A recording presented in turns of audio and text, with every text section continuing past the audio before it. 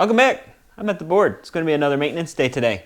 Let's see what we can do. Provolone, still haven't driven it enough to change the rear diff fluid and feel comfortable about it. Green, green, green, green. Lightning, still waiting on parts. Lorraine, oil change. Herv, oil change. Bounder, oil change. I can do oil changes today. And the dozer has a broken weld. I'll show you that one. That's going to be a problem. Bobcat has a red. What are we doing? Oh, I got to check it for leaks. I haven't really used that yet to check for leaks, so let's get started on oil changes.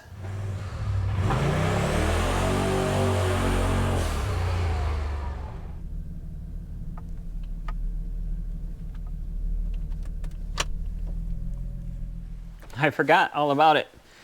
The wife took it out one time and came back and said the AC doesn't work. And I looked, the AC belt was missing, just gone. So I ordered a new one at the time, but that was probably last summer and forgot all about it.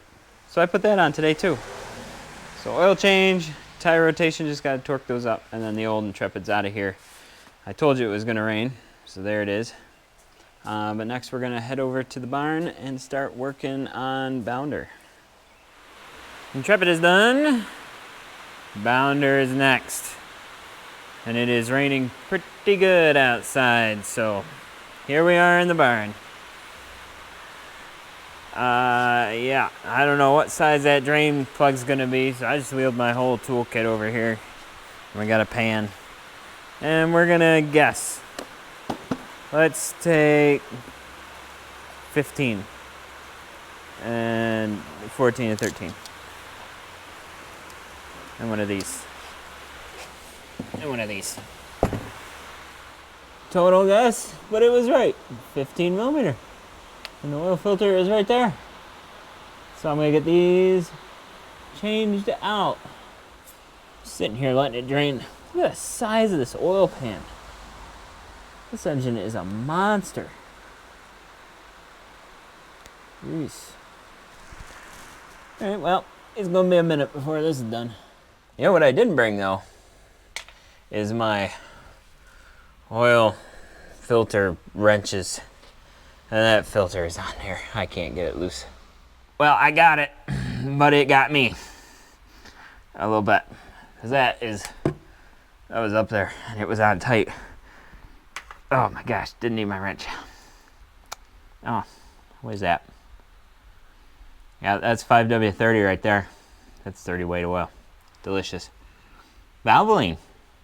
Not bad. Check this out. This is the one I took off, and that's the one I'm putting in. I got the high capacity oil filter. Two reasons. First reason is with the regular filter, it calls for 6.5 quarts of oil. With the big filter, it says you can put all 7 in there. So you got a half a quart worth of extra space. Second reason, more capacity means more filtering. And more oil means less wear and tear on the oil. Will half a quart make any difference? I don't know. But that was my thinking behind it. What do you guys think? Think if it's available, do the high capacity one? I always do. I guess it's a matter of preference. I don't know if there's a scientific reason to do that. But that's what I'm gonna do. RV life, man. Let's see, where's that oil fill? Oh, here it is. How am I gonna get oil in there? A depth filter. A depth filter worked. Now all that's left is to check the level using this comically long oil dipstick. Oh, we're still going. We're still going. There it is. This thing is crazy.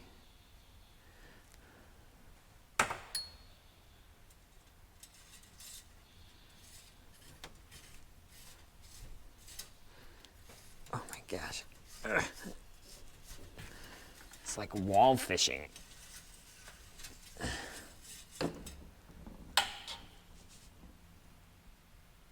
She full. Put the old cap on there. And she is good to go. Now the oil change wasn't a real big concern of mine because changing oil is not that bad. What I wanted to know today is two things. What size is my rear brake rotor? And second thing, can my new Milwaukee Impact take off the lug nuts that are holding on those tires? Because I intend to bring that with me on the trip.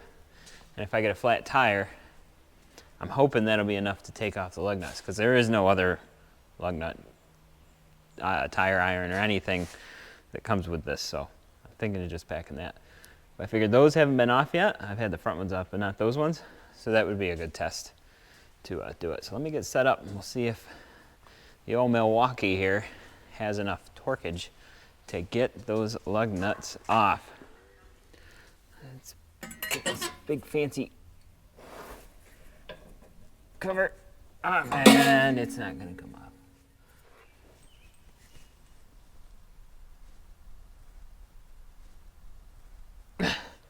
Oh, come on.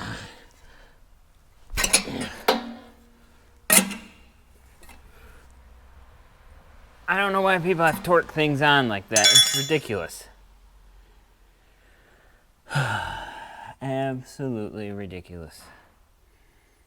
Well, I'm gonna have to tinker and play and try to find a tool that'll fit in here that'll take these off, because this is too flimsy to really get a grip on anything with. And those are too tight, and it just bends these tabs out. I'm gonna have to think about it. Bad news. The old Milwaukee here couldn't do it. So I'm using a breaker bar.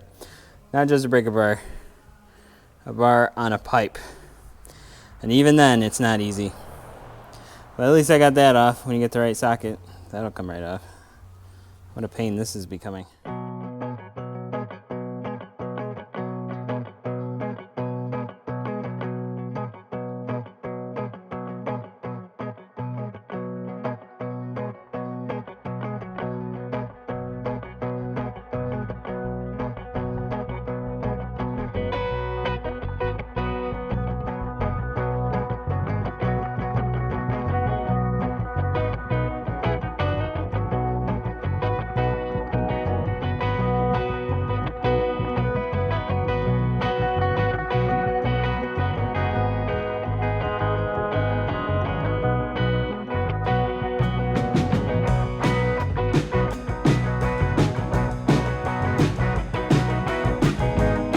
I got it.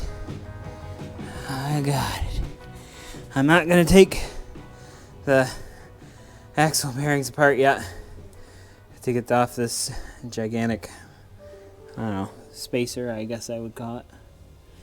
At this time, all I want to do is measure this rotor, and you see it's got some spots on her. Oh, look at that big old crack right there. Oh, I can stick my fingernail in that one. Yeah, these have got to go. Probably should have done them last year, to be honest, but looks like somebody got them super hot. Wasn't me. I've been really gentle to it. But yeah.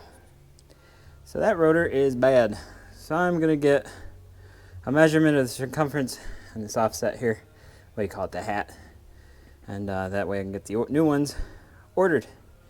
Oh, and you count the number of holes too. Looks like it's a 6-hole. So yeah. It's weird because it's 8 lug, but it's 6-hole rotor. Crazy stuff. Alright. Well, I'm going to call it quits for today. Thank you so much for watching. Man, I am a sweaty, dirty mess. I really appreciate every viewer, every subscriber, especially those members. You guys are awesome. Thanks for supporting the channel. And I hope you'll join me again for another video right here on 3-Day Weekend.